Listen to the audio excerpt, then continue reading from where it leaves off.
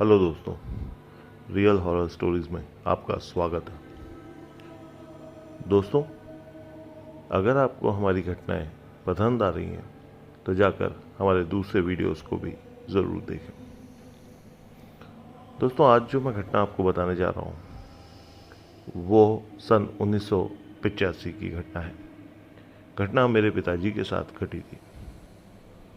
दोस्तों, मेरे पिताजी एक सरकारी विभाग में कार्यरत थे। जिस विभाग में मेरे पिताजी कार्यरत हैं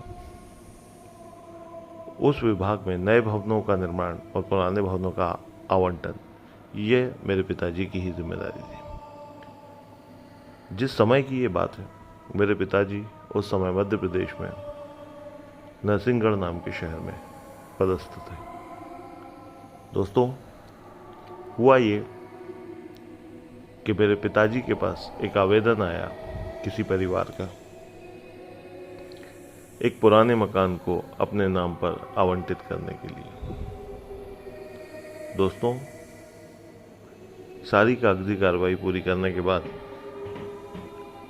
मेरे पिताजी उस परिवार के साथ उस भवन का ताला खुलवाकर वह भवन उन्हें आवंटित करने के लिए स्वयं गए हुए थे। ये उनके काम का हिस्सा था। तो दोस्तों, नए मकान की खुशी में उस परिवार ने उस मकान का ताला खुलने पर वहाँ मौजूद सभी लोगों को, जिसमें मेरे पिताजी भी शामिल थे, मिठाई वगैरह खाने को दी। दोस्तों, भवन आवंटित करके मेरे पिताजी उस रात तो घर आ गए, मगर उस रात से ही मेरे पिताजी की तबीयत काफ़ी ख़राब हो गई। दोस्तों, मेरे पिताजी लगभग उस दिन के बाद 8 से 10 दिन बहुत गंभीर रूप से बीमार रहे।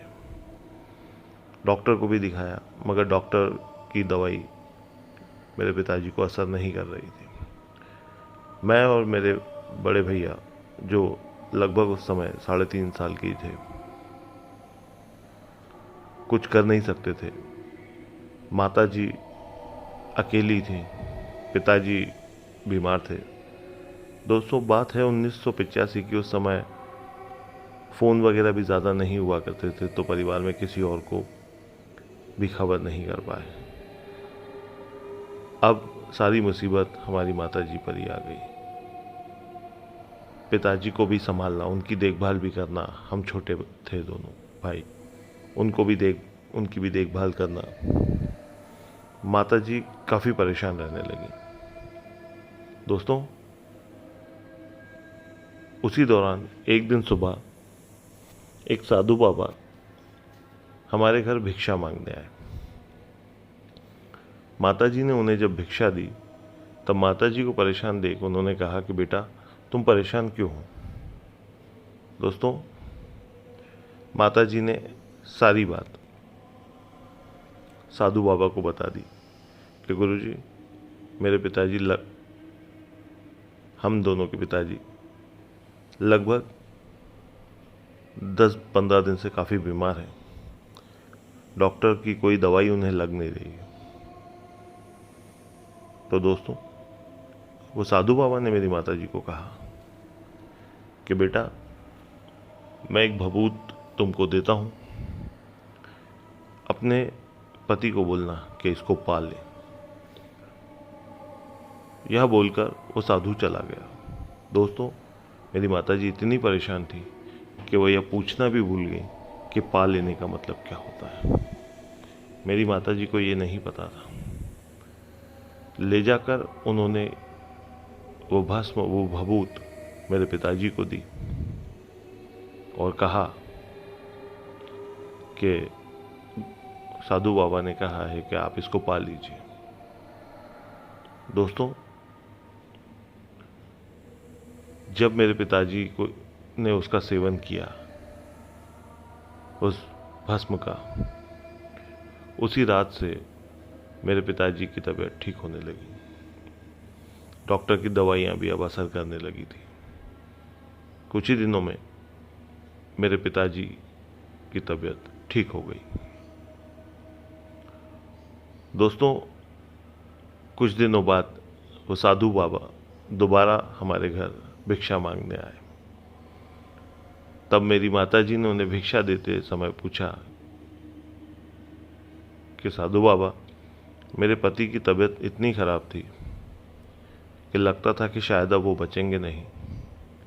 अचानक आप आए, आपने एक भस्म दी, उसे खाने के बाद मेरे पति की तबीयत ठीक भी हो गई और आज वो भले चंगे हैं। तभी उस साधु बाबा ने बताया कि बेटी, जिस दिन मैं तेरे घर भिक्षा मांगने आया था उस दिन मैंने तेरे पीछे खड़े एक काले साए को देख लिया था। मैं जानता था कि तेरे पति की तबीयत बेवजह खराब नहीं हुई है, उनका इलाज कोई डॉक्टरी दवाई से पॉसिबल नहीं है। इसीलिए मैंने तुझे उस समय जो भस्म दी थी उसे पा लेने को कहा था।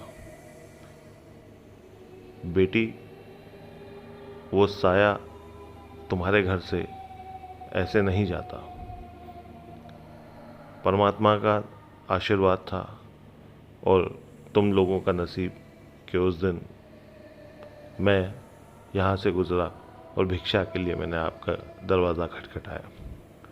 दोस्तों, जब मेरी माताजी ने उससे पूछा कि मगर ये समस्या हमारे घर में कैसे आ गई, तब साधु महाराज ने बताया कि आपके पति ने अभी किसी ऐसी जगह गए हैं जहाँ बहुत सालों से बंद पड़ा था या बहुत सालों से वहाँ कोई आता जाता नहीं था। आपके पति शायद ऐसी किसी जगह होकर आए, वहाँ से वो खबीस, जो कि बहुत खतरनाक एक प्रेत होता है, वो आपके पति के पीछे लग गया था, उन पर सवार हो गया था। पर घबराना नहीं, अब वो कभी आप लोगों को परेशान नहीं कर पाएगा। उस समस्या का निवारण उन साधु बाबा ने मात्र इसलिए कर दिया कि वो हमारे घर भिक्षा मांगने आए थे। दोस्तों, तो यह थी मेरे पिताजी के साथ घटी एक सच्ची घटना। इसी तरह की सच्ची डरावनी घटनाएं सुनने के लिए मेरे चैनल को लाइक, सब्सक्राइब और कमेंट करना न भूलें। धन्यवाद।